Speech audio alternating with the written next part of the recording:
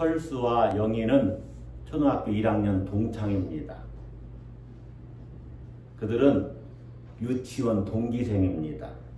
그런데 철수가 영희한테 절교를 선언하는 것입니다. 나 너하고 이제 안 놀아. 이제부터는 내 짝꿍하고만 놀 거야. 그들은 아주 깊은 관계예요. 이미 학예 때 부모님들이 상견례를 다 했습니다. 그리고 철수는 나 너하고 결혼하고 싶어. 이미 유치원 시절에 고백도 했어요. 그런데 영희랑 이제 안 놀겠다는 거예요. 영희는 상처를 입었습니다. 무슨 상처를 입었냐면 배신의 상처를 입었습니다. 자, 여러분 세상 살면서 누군가에게 배신 당해보신 적 있으십니까? 믿었던 사람인데 어느 날 뒤통수를 친 거예요. 절대적으로 이 사람은 나를 배신할 사람이 아니야 라고 생각했는데 배신하고 배반하고 그래서 엄청난 삶의 그 피해를 입힌 것입니다. 여러분, 사람은 살면서 자주 배신을 당합니다. 어찌 보면은 인간 실존이 그래요. 내가 살아남기 위해서, 그러니까 이 세상이 어찌 보면 경쟁사회잖아요. 옛날에도 경쟁은 있었겠죠. 이 동물 하나를 잡는데 내가 잡느냐 다른 사람이 잡느냐에 따라서 나는 가난해지고 얘는 부하게 될 수도 있고, 그러니까 경쟁하는 거죠. 그래서 가끔은 다른 사람에게 배신당하는 거죠. 그토록 믿었는데 그 사람으로부터 배신당한 기억들. 그래서 살면서 느끼는 것은 사람들이 세상에는 믿을 사람이 없구나, 이런 것들을 경험하게 되지 않습니까? 여러분, 다윗은 어땠을까요? 다윗은 배신의 상처가 없었을까요? 다윗도 배신의 상처가 있습니다. 누구로부터 배신당했느냐? 특별히 사랑하는 자기 아들에게 배신당했어요. 아들 압살롬이 다윗에게 반기를 든 겁니다. 반역을 일으켜서 아버지를 축출하고 자기가 왕이 되려고 한 거예요. 그래서 다윗은 아들이 생명을 위협하기 때문에 도망갔어요. 여러분, 도망갈 때 다윗의 심정이 어땠을까요? 정말로 현실이 너무 암담하죠. 어떻게 그 아들이, 자기 아들이 자기에게 칼날을 들이밀 수 있을까? 그래서 다윗은 너무나 어둠을 경험합니다. 너무나 깜깜해요. 왕의 몸이지만 자신의 신세가 너무 한탄스럽습니다. 자, 오늘 우리가 읽은 시편 43편은 어떤 성경학자에 의하면 그러한 처지에 처한 다윗이 시를 쓴 것이다. 대부분 원수로부터 도망 다닐 때, 물론 사울에게서도 도망을 다녔습니다. 그런데 사울에게서 공격받을 때보다 더 비참한 것이 압살롬에게서 위협당했을 때일 거예요. 여러분, 그렇지 않겠습니까? 그래서 시편 43편은 삶의 가장 큰 슬픔과 또 슬픔 속에서도 기쁨의 비밀이 이렇게 자기 안에 내재되어 있는 그러한 슬픔과 기쁨의 비밀이 교차하는 가장 아름다운 시 중에 하나라고 이렇게 여깁니다. 어두운 현실에 갇힌 한 인간의 내적 투쟁을 아름답고 이렇게 고결한 문체로 담아내고 있는 시편이라는 것이죠. 많은 성경학자들은 시편 43편이, 우리는 지금 42편과 43편이 두 개의 시편이지만 이 시편을 하나로 보는 견해도 있어요. 왜 그러냐면 시편 42편과 43편에 후렴구가 같이 나오는 부분이 세 군데가 있거든요. 5절을 보시면 내 영혼아, 42편 5절입니다. 내 영혼아, 내가 어찌하여 낙심하며 어찌하여 내 속에서 불안해하는가. 너는 하나님께 소망을 두라. 그가 나타나 도우심으로 말미암아 내가 여전히 찬송하리로다. 그런데 이 말씀이 11절에도 나와요. 내 영혼아 내가 어찌하여 낙심하며 어찌하여 내 속에서 불안해하는가. 너는 하나님께 소망을 두라. 나는 그가 나타나 도우심으로 말미암아 내 하나님을 여전히 찬송하리로다. 그런데 이 말씀이 오늘 43편 5절에도 나와요. 그래서 성경학자들이 같은 시편인데 둘로 나누어졌다 이렇게 여기기도 합니다. 어쨌든 우리는 오늘 시편 43편을 같이 말씀을 나눌 텐데 다윗의 처지는 어찌 보면 삶의 가장 공고한 자리에 있는 사람들을 대변해 준다고 볼 수가 있어요.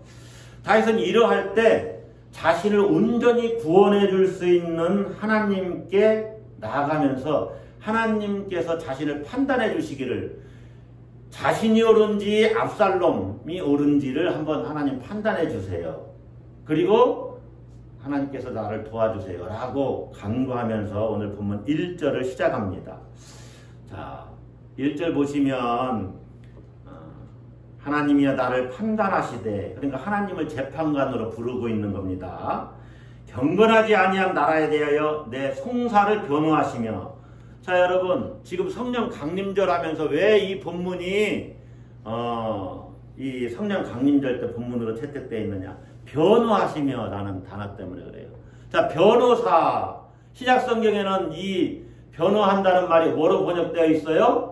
보혜사, 파라클레토스. 우리 지난주에 같이 나눠봤잖아요. 하나님이 변호사라는 거죠. 그래서 지금 시인은 하나님을 재판관으로 변호사로 이렇게 초청하면서 자신을 변호해 주십시오 라고 간구하는 거예요. 그리고 자기를 구원해 달라고. 1절에는 이 법적 투쟁 용어가 이렇게 나와 있는 거죠. 개인적인 송사와 국가적인 소송 문제에 연루되어 있다라고 이렇게 문자적으로는 해석해 볼 수 있습니다. 국가적으로는 무슨 소송 문제가 있을까? 그때는 이제 다윗의 시라고 한다면 다윗이 나중에 이 압살롬에게 쫓길 때는 왕이잖아요. 왕이 다른 국가 사이에 국가 간 계약을 하잖아요. 그런데 국가 간 계약 문제가 어떤 문제가 발생한 거죠. 그래서 국가적인 소송 문제에 연루된 상태이지 않을까 이렇게 생각해 볼 수도 있지만, 우리는 오늘 본문을 볼 때 어쨌든 이 시인이 경건하지 아니한 나라, 이렇게 나라의 모든 사람들이 다 경건하지 않아요. 네. 또 간사하고 불의한 자들, 거짓말하고 의를 행치 않는 사람들에게 둘러싸여져 있어요. 그러한 형편이다 그 얘기예요. 예. 우리가 그렇게 생각하고 오늘 말씀을 들으면 될 것 같습니다. 네. 가장 절망적인 상황을 지금 이야기하고 있다는 거죠. 무정하고 악한 사람들로 인해서 가장 고통스러운 시간을 시인이 지금 보내고 있어요. 그러한 때 이 시인이 하나님께 나아가서 호소하는 것입니다. 여러분, 절망적인 상황과 이 고통의 시간에 시인이 어떻게 하고 있느냐? 오직 하나님만 바라보는 거예요. 따라서 한번 합시다. 오직 하나님만. 누구만? 하나님만. 하나님이 누구신지를 상기하는 것이죠. 하나님이 누구신지를 다시 생각하고 하나님께 나아가요. 2절에 보면 다윗이라고 이렇게 하는 것보다는 시인이라고 말하는 게 더 좋을 것 같아요. 시인의 형편이 얼마나 형편없는지를, 그의 영적인 상태도 너무너무 어렵습니다. 그런데 그렇게 어려운데도 하나님을 바라보는 거예요. 하나님이여 하고. 여러분, 하나님이라고 부르는 것과 여호와여라고 부르는 것은 좀 의미가 다릅니다. 하나님이라고 부를 때는 이 초월적인 신을 이야기할 때 하나님이라고 되게 불러요. 창조주 하나님, 이렇게 온 우주 만물의 주권자이신 하나님 엘로힘, 이렇게 부르는 거죠. 초월적인 능력이 있으신 여호와여 할 때는 나와 친밀하신 분, 내재적인 하나님을 이야기할 때 그렇게 많이 부르는데, 하나님이여 당신의 그 능하신 손으로 오셔서 판단해 주시고 나를 변호해 주세요. 그리고 나를 구원해 주세요 라고 시인이 지금 고백하는 거예요. 여러분, 하나님이 이 모든 악한 도모를 다 아시고 또 이것을 통제하시는 분이시라는 것을 믿는다면은 우리가 담대함을 얻고 평안을 얻습니다. 할렐루야. 예, 평안을 얻어요. 혼란한 와중에도 안식을 얻을 수 있어요. 그리고 찬양할 수 있습니다. 그러니까 아무리 어려워도 조금의 힘은 남겨둬야 되는데 어떤 힘이냐? 기도할 힘을 남겨둬야 돼. 완전히 절망에 빠져도 기도할 힘이 내게 있어야 돼요. 하나님을 바라본다는 겁니다. 절망적인 자리에서도 기도할 수 있으면 내가 살아날 수 있어요. 다시 일어설 수 있어요.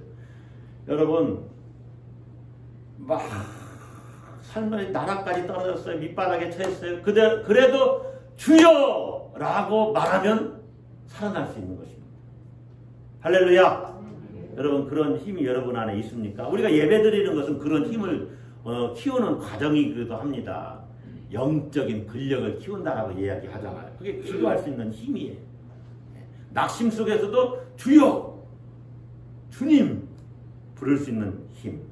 자, 시인은요, 아주 오랫동안 하나님을 의지했습니다. 여러분, 시인의 고백을 이렇게 쭉 읽어보면은, 나를 판단하시고, 그 송사를 변호하시고, 나를 건지소서라고 하나님께 요청할 수 있는, 그래서 하나님이 누구신지를 이야기하고 있잖아요. 2절에 보면 주는 나의 힘이 되신 하나님이시거늘 이렇게 이야기하잖아요. 나의 힘이라는 말은 피난처, 산성으로 바꿔서 번역할 수 있는 단어입니다. 우리 성경에는 힘이라고 번역했지만 나의 요새시여, 나의 피난처시여, 나의 산성이시여 이렇게 번역할 수 있는 단어예요. 힘이라는 단어는. 그렇게 시인은 하나님을 알고 오랫동안 의지했는데 돌아온 현실은 무정하고 악한 사람들로 인해서 고통을 받고 있어요. 현실이 어둡고 절망적이다 그 말입니다. 하나님이 자신을 버리신 것 같아요. 자신을 떠난 것 같아요.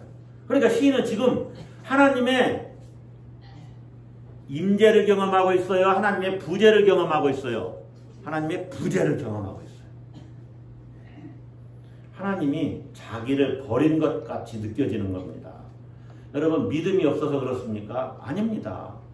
여러분, 믿음의 거장들도 때로는 하나님의 침묵, 하나님의 부재를 경험합니다. 여러분, 그것을 잘 아셔야 돼요. 하나님이 기도에도 아무런 감동도 없어요. 예배 드리는데 맹숭맹숭해요. 그게 오래됐어요. 그러한 어두운 밤을 오랫동안 보낼 수도 있다 그 말입니다. 유일하게 믿고 기댈 그 언덕 하나님이시죠. 근데 하나님마저 나를 외면하는 거예요. 그렇게 느껴지는 거예요. 자, 오직 하나님만 바라봤던 시인이 하나님마저 나를 외면했구나 그렇게 느끼는 거예요. 따라서 한번 합시다. 하나님마저 하나님마저 나를 외면하고 있구나. 그래서 그 외면이 하나님의 무능으로 비춰집니다. 하나님이 능력이 없으신가? 이 상황을 왜 이렇게 그냥 내버려 두시지? 하나님이 나를 버리시고 외면하셨구나. 하나님의 침묵을 하나님의 외면으로 경험하고 그 외면은 하나님의 무능까지 이어지는 것으로 여겨진다는 것이죠. 2절을 한번 봅시다. 주는 나의 힘이 되신 하나님이시거늘. 하나님에 대한 신앙이 분명하죠. 하나님은 나의 주님이시고 나의 산성이시고 요새시고 피난처이신 힘이시다. 그렇게 고백하는데 어찌하여 나를 버리셨나이까? 내가 어찌하여 원수의 억압으로 말미암아 슬프게 다니나이까? 여러분, 슬프게라는 단어는 상복을 입고 비통해하는 거예요. 상복을 입고 비통해하는 것. 하나님, 어찌하여 내가 상복 입고 비통해하는 사람처럼 그렇게 다녀야 합니까? 왜 나를 버리셨습니까? 라고 어찌하여 이렇게 반복하면서 하나님으로부터의 거절에 대한 아픔을 호소하고 있어요. 탄식하고 있다 그 말입니다. 여러분, 탄식의 본질은 하나님께로부터 잊혀진 존재가 같아서 고통스럽다는 겁니다. 그게 탄식의 본질이에요. 하나님 왜 모른 척 하세요? 하나님으로부터 잊혀진 존재가 된 것 같아서 고통스러운 거예요. 자, 저는 이렇게 오늘 본문을 보면서 세상은 탄식 공장과 같구나 그런 생각을 해봤어요. 탄식 택배 회사와 같구나. 무슨 말이에요? 계속해서 탄식할 일들을 생산해내는 공장. 세상이 그런 것 같다 그 말입니다. 계속해서 우리가 탄식할 일들을 안 받겠다고 하는데도 계속 배달을 해줘요. 대부분은 배달은 어떤 물건이 좋은 것들을 이렇게 배달해 옵니다. 사람들이 선물하고. 그런데 내가 안 받아도 되는 배달이 있잖아요. 안 받고 싶은 배달. 뭡니까? 빚 독촉장 같은 거죠. 그런 것들을 계속 갖다 주는 거죠. 탄식할 상황이죠. 코로나19 팬데믹으로 인해서 사랑하는 가족을 잃었어요. 그 유족들 입장에서는 코로나19 이 상황이 탄식할 만한 상황이죠. 멀쩡하게 정말로 인도로 잘 걸어가고 있는데 음주운전한 차량이 그 사람을 덮쳐버렸네요. 그래서 죽었어요. 얼마나 탄식할 일입니까? 그 가족들, 유족들은 어떻게 해요? 요즘 뉴스거리 뭐 월북이냐 아니냐 그 공무원 이야기가 떠들썩하지요. 어쨌든 유족들 입장에서는 정말 탄식할 일이에요. 아버지 또 사랑하는 남편을 잃었는데 그런 일들이 세상에 너무 많다는 거죠. 전쟁의 소용돌이도 마찬가지죠. 전쟁 때문에 사랑하는 이를 잃었어요. 전쟁을 일으킨 사람은 정말로 그에 대한 책임을 어떻게 질 겁니까? 수천 명, 수만 명이 죽어가면 자, 세상은 탄식 공장 같아요. 탄식 택배회사 같아요. 그렇게 탄식할 일들을 많이 만들어내고 있어요. 요즘 물가가 고공행진을 하고 있다고 다들 아우성을 치고 있죠. 당장 마트에만 가도 여러분 물가가 많이 올랐구나 느끼잖아요. 또 금리도 오른다 그러죠. 은행에서 대출 많이 받은 사람은 아마 걱정이 클 겁니다. 금리가 자꾸 올라가면 이자를 더 많이 내야 되니까. 또 그 전쟁으로 인해서 에너지 이렇게 고물가 시대를 맞이하고 있잖아요. 계속 에너지 값이 올라가잖아요. 그죠? 또 경기가 더 어려워진다고도 합니다. 제가 생각해보면 이런 일들이 좀 힘들어도 탄식할 일 정도는 아니었으면 좋겠다 그런 생각을 해봅니다.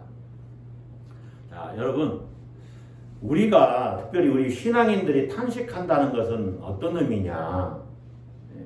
탄식은 원망하거나 불평하는 것과는 좀 다릅니다. 그래서 성경에는 이 어찌하여 나를 버리셨습니까? 하나님 어느 때까지입니까? 이렇게 탄식하잖아요. 이런 걸 탄식시라고 하는데 탄식시는 원망과 불평, 한탄과는 달라요. 여기에는 믿음이 전제되어 있어요. 탄식시는. 그러니까 탄식은 성경에서 말하는 이 탄식은 하나님을 향한 기도입니다. 기도. 하나님을 향한 호소예요. 호소. 불평하듯이 호소하는 겁니다. 불신앙의 원망이 아니에요. 그러니까 가장 절망적일 때 가장 선명하게 하나님을 만난 사람들이 하나님을 향해서 호소하는 거예요. 믿음의 호소입니다. 하나님이 여전히 나와 지금도 상관이 있는 분이라면, 나와 관계가 있는 분이라면 나는 상황이 좀 나아지지 않아도 자유할 수 있고 더 하나님을 의지하겠습니다 하는 신앙 고백이 바로 탄식이에요. 탄식. 그러니까 탄식한다고 해서 다 나쁜 건 아니에요. 왜냐하면 믿음의 고백이거든요. 그래서 이 시인은 탄식의 상황에서도 울부짖으면서 기도하는 거예요. 침묵하지 않는다는 것입니다. 어찌하여 계속해서 하나님을 향해서 자기 형편을 아뢰는 거죠. 거칠게 부르짖는 겁니다. 이거는 믿음 없이는 불가능한 거예요. 믿음이 있기 때문에 하나님을 향해서 호소하고 기도하고 원망하듯이 하는 거지만은 그것은 어찌 보면 기도다. 그래서 원수를 향한 증오심에서 허우적대면서 한탄하는 것이 아니라 하나님을 향해서 하나님 이 상황에 빨리 개입해 주세요. 예전에 우리 많이 이제 교회에서는 교회 용어인데 하나님 우리 상황에 간섭해 주세요 그랬는데 간섭은 좀 부정적인 의미이기 때문에 개입이 좋을 것 같아요. 하나님 이 상황에 개입해 주세요. 하나님 주권적으로 좀 일해 주세요. 오셔서 좀 이 일을 좀 해결해 주세요. 개입해 달라고 열망하면서 목소리를 높이는 것, 이것이 탄식입니다. 자, 시인은요 자기를 외면하는 것 같은 상황에서도 다시 하나님을 바라봅니다. 할렐루야. 자, 여러분 오늘 설교의 흐름을 잘 분석하신 분들은 오직 하나님밖에 없습니다 그랬는데 하나님마저 나를 외면하시면 어떻게 합니까? 그랬다가 다시 하나님을 바라봅니다. 이렇게 시인이 나가고 있는 거예요. 오직 하나님만. 그런데 하나님마저 다시 하나님만 바라봅니다. 주님이 나를 외면하시면 나는 어떻게 합니까? 내게는 주밖에 없습니다. 주 나를 외면하시면 나 어디 가리까? 나는 주밖에 없습니다. 다시 주님 바라봅니다. 시인의 고백이 그래요. 따라서 한번 합시다. 탄식을 넘어 신앙으로. 그거 뭐냐? 다시 하나님만. 다시 하나님만. 이게 믿음이거든요. 여러분 5절을 한번 보세요. 이 절망의 상황, 버림받은 것 같이 느껴지는 이 상황에 시인이 어떻게 고백하느냐. 그래서 여러분 탄식시를 보면 꼭 소망을 이야기해요. 자, 5절은 우리 같이 한번 읽어볼까요? 내 영혼아 내가 어찌하여 낙심하며 어찌하여 내 속에서 불안해하는가. 여기까지는요 낙심하고 불안해하고 있는 자기를 본 겁니다. 자기를 보고 있어요. 그런데 너 왜 그래? 너 왜 낙심하고 불안해하고 있어? 자기에게 자기 상황을 정확히 보면서 그 다음 문구가 중요해요. 다 같이 읽습니다. 너는 하나님께 소망을 두라. 네, 거기까지만 좀 이따 보고요. 자, 옆에 분에게 하나님께 소망을 두세요. 권면하십시다. 시작. 하나님께 소망을 두세요. 여러분 낙심되고 불안한 상황인데 시인은 자기 자신에게 이야기하는 거예요. 그러니까 자기 자신을 다그치고 자신에게 명령하고 자신에게 선포하고 자신에게 호통치는 거예요. 너 왜 그래? 너 믿음의 사람이잖아. 근데 왜 낙심하고 불안해? 너는 하나님께 소망을 둬. 여러분 자기 자신하고도 대화를 잘 할 수 있어야 돼. 이걸 독백이라고 그러잖아요. 혼자 말하는 것. 속으로. 자신에게도 말할 수 있어야 돼요. 너 왜 이렇게 낙심해? 너 믿음이 있는 사람이나 신앙인이 왜 그래? 자, 너는 하나님께 소망을 두라. Hope in God. 영어 성경은 그렇게 이야기를 해요. Hope in God. 그런데 너는 하나님께 소망을 두라. 이 말의 원어는 조금 다른 뜻이에요. 기다리다 라는 단어예요. 소망을 두라. 그 말이 기다리다, 기대하다, 바라다. 원어는 호일리라고 하는 히브리어인데 번역하면 그런 거예요. 너는 하나님을 기다려라. 너는 하나님을 기대하라. 예전 개역개정판인가요? 그 개역 한글판인가요? 그 성경은 하나님을 바라라 그렇게 번역을 했어요. 너는 하나님을 바라라. 사실은 다 의미가 비슷하지요. 하나님께 소망을 둔다는 것이 하나님을 기다리는 것이고 하나님을 기대하는 거지요. 표준 세번역 성경도 그렇게 번역을 했어요. 하나님을 기다려라. 따라서 한번 합시다. 하나님을 기다려라. 세상은 나를 향해서 너 낭망할 상황이잖아. 뭐가 그렇게 기뻐? 너 포기하고 체념할 그러한 형편이잖아. 왜 이렇게 신이 났어? 이렇게 말할 수 있어요. 우리가 기뻐하고 즐거워하면. 그러니까 낭망하고 포기하고 체념할 상황에서도 우리는 우리 자신을 향해서, 나 자신을 향해서 하나님을 의지하고 하나님을 기대해. 호통쳐야 됩니다. 자기를 향해서. 너 하나님을 기다려. 하나님을 기대해봐. 하나님께 소망을 둬. 여러분, 스스로 하나님을 포기하지 않고 기다리는 것, 절망과 불안이 엄습하는 그러한 상황이잖아요. 그러한 중에도 희망을 포기하지 않고 하나님을 기다리는 것이 믿음입니다. 따라서 한번 합시다. 기다리는 것이 믿음이다. 예. 우리가 특별히 그 성탄절 앞에 강림절이 있잖아요. 그때만 기다리는 것이 아니에요. 오늘 또 하나님이 내게 어떻게 역사를 하실까?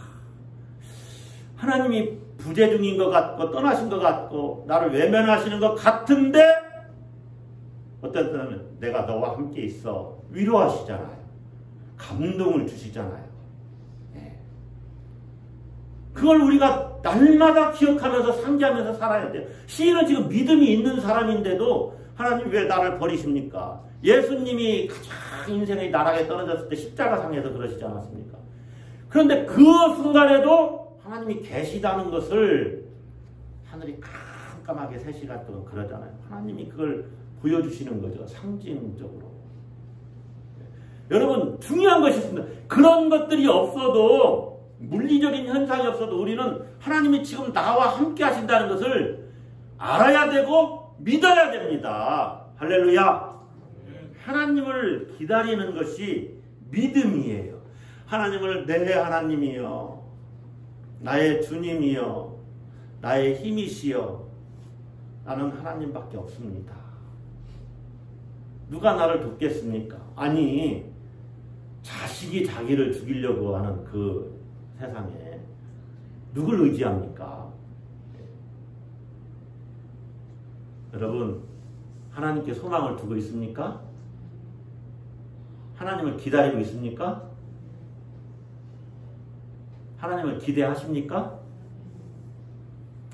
1929년 10월 24일 목요일 오후 5시경에 이제 땅거미가 서서히 지기 시작하는 그 시간에 미국 뉴욕 월스트리트, 이 월스트리트의 높은 고층 건물 위에 한 사나이가 그 옥상에 나타났습니다.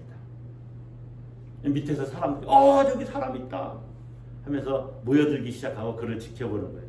왜 그가 거기에 섰겠습니까? 주가 폭락으로 무일푼이 된 주식 투자자 가운데 벌써 그날 하루만 해도 11명이 목숨을 스스로 끊었어요. 그해 10월 1일 뉴욕 증권거래소 상장 주식값이 떨어지기 시작하는데 이제 거품이 빠지기 시작합니다. 3년 반 정도에 무려 4분의 1 가격으로 주식이 떨어진 거예요. 주식값이. 검은 목요일에 미국의 대공황이 시작됐다라고 이렇게 이야기를 합니다. 그 후로 10년 동안 미국을 아주 처참하게 짓밟았어요.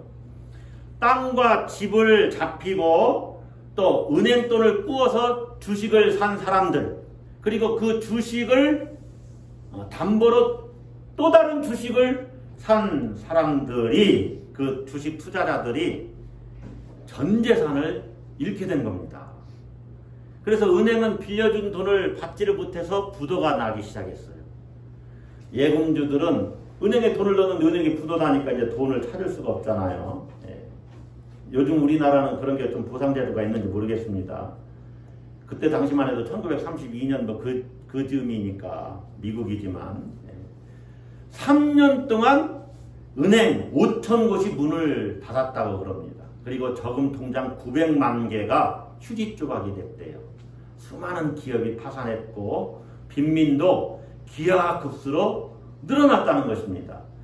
비공식적으로, 공식적인 통계는 이보다 조금 작습니다만 비공식적으로 실업자 수가 무려 3,400만 명에 이르렀대요. 이렇게 경제난에 경제난이 극에 달한 1932년 더 이상 나빠질 수 없는 참혹한 그 상황이 국민들에게 이렇게 다가옵니다. 국민들의 삶이 찌들기 시작한 거죠. 이때 제32대 대통령 선거에 출마한 프랭클린 루즈벨트 후보가 이 절망적인 상황 속에서 희망을 연설하기 시작했습니다. 지금은 똑바로 진실을 이야기할 때입니다. 모든 진실을 솔직하고 거짓 없이 이야기할 때입니다. 오늘날 우리가 당면한 처지로 위축될 필요는 없습니다. 이 위대한 나라는 과거에 해냈던 것처럼 다시 또 해낼 것입니다. 우리가 두려워해야 할 것은 두려움 그 자체뿐입니다. 기가 막힌 연설이죠. 두려워하지 말라는 거예요. 우리가 두려워할 건 두려움 그것밖에 없다. 두려워하지 않으면 된다. 그러면서 희망을 이야기하기 시작했어요. 루즈벨트의 정책을 뉴딜 정책이라고 하는데 영어로는 R자가 3개 들어갑니다. 그래서 3R 정책이라고 해요. 릴리프, 구제, 리커버, 회복, 리폼, 개혁.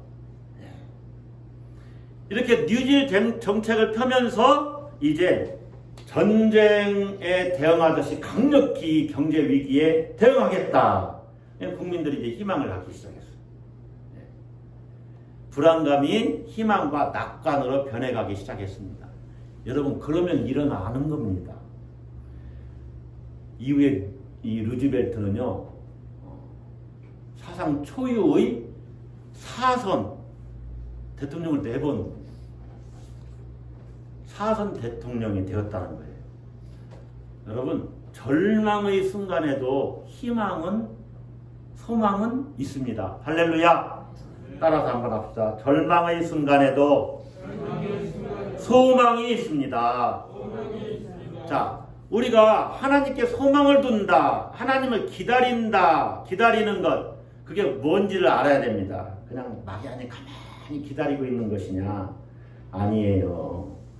어떻게 하면서 어떻게 하는 것이 기다리는 것이냐? 딱 2가지만 여러분에게 말씀드리겠습니다. 첫 번째 2가지는 따라서 한번 합시다. 기도, 찬양. 네, 2가지입니다. 네, 짧게 말씀드릴 텐데, 기다린다는 것은 기도한다는 거예요. 여러분, 기도한다는 건 그냥 가만히 이렇게 앉아서 기도하는 그 기도도 기도입니다. 그러나 하나님 안에서 적극적으로 나아간다는 거예요. 그러니까 내가 할 수 있는 바를 다 해야 되는 겁니다. 자, 3절 한번 보세요.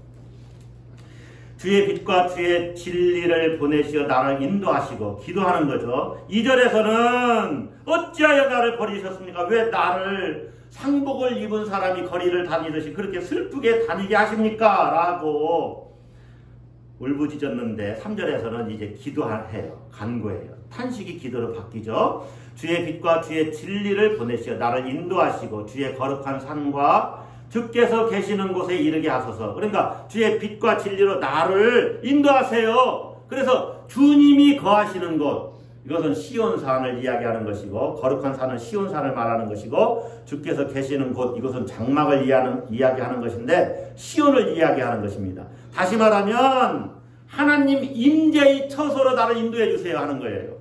주의 빛과 진리로 나를 인도하셔서 하나님 계신 그곳에 나를 머물게 해주세요. 아까 하나님 부재를 경험했잖아요. 그러니까 이제는 하나님 임재의 장소로 나를 데려가 주세요. 하나님만 나와 함께 하시면 나는 괜찮습니다 라고 기도하는 것입니다. 하나님의 임재를 시인이 다시 경험하는 거예요. 여러분, 낙심되고 불안합니까? 그래서 하나님이 멀리 떠나 계신 것처럼 느껴지고, 하나님 도대체 왜 나에게 한 말씀도 없으시지? 그러면 이렇게 기도해야 돼요. 하나님, 지금 나에게는 어둠입니다. 빛을 보내주세요.